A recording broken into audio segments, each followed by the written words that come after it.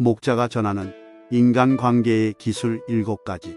영리한 사람과 영리한 척하는 사람은 다르다.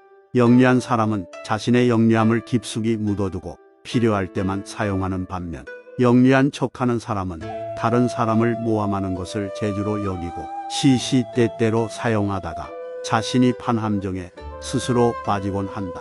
사실 영리함은 재산이다. 중요한 것은 이 재산을 어디에 어떻게 이용할 것인가의 문제다. 잔재주를 부리다가는 화를 부르기 십상이다. 사람들은 가정이나 사회에서 다른 사람의 노여움을 사지 않으려고 한다. 그 때문에 대부분 좋은 말로 남의 기분을 맞춰주려고 하며 듣기 싫은 말을 해서 남에게 미움을 사는 것을 꺼려한다. 물론 좋은 말을 하는 것이 나쁜 일은 아니다. 다만 문제는 친구 입장에서 듣기 좋은 말만 한다면 친구의 의무를 다하지 않는 것이다. 즉, 결점이 있는 줄 뻔히 알면서도 입을 다문다면 진정한 친구라고 할 수 없다는 것이다. 만일 당신의 결점을 칭찬하는 사람이 있다면 그것은 다른 속셈이 있어서일 것이다. 오만해서는 안 되며 겸손이야말로 삶에서 가장 성실한 태도다. 세상은 크고 넓어서 온갖 기이한 일들이 많이 일어난다.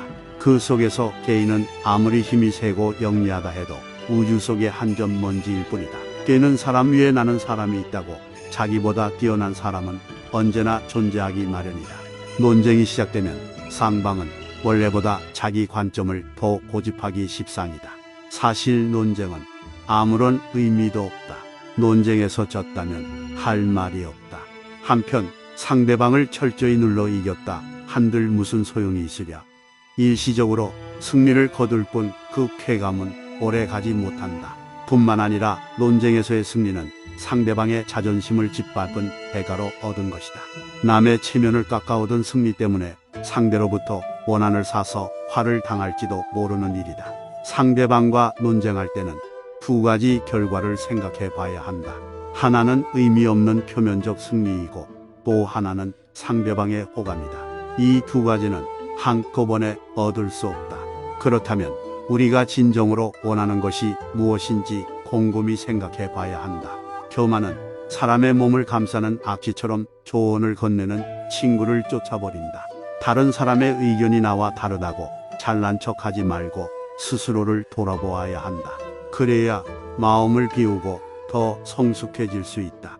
비워야 다른 사람을 담을 수 있고 교만하면 자기 외에는 아무도 담을 수 없다. 생활 속에서 우리는 늘 무의식적으로 물이 가득 찬 컵으로 변해버린다. 그러나 자만을 내려놓고 마음을 비운 채 다른 사람을 따라 배운다면 우리가 모르는 많은 것들을 발견하게 될 것이다. 겸손에는 두 가지가 있다. 지위가 낮거나 능력이 부족할 때 겸손한 것은 대단한 일이 아니다. 성과를 얻고 다른 사람에게 칭찬을 받을 때 겸손한 것이야말로 사람들의 존경을 받는 진정한 겸손이다. 사람을 크게 군자와 소인 두 가지로 나눌 수 있다. 군자는 공명정대하지만 소인은 항상 다른 사람을 놓고 계산만 한다. 늘 주변의 크고 작은 이익을 살펴 수시로 공짜로 얻으려는 마음이 강한 소인은 심지어 다른 사람을 막무가내로 우매하기도 하는데 그 기세를 도무지 막을 길이 없을 정도다. 그러므로 소인과 교제할 때는 신중해야 하며 건드리기보다는 피하는 편이 낫다. 군자의 미움을 살지언정 소인의 미움은 사지 말라고 했다. 소인은 평생의 삶을 방해하고도 남기 때문이다. 따라서 소인을 절대 얕보아서는 안 된다. 지혜로운 사람은 사람들에게 빛을 감추고 우둔함을 보여준다.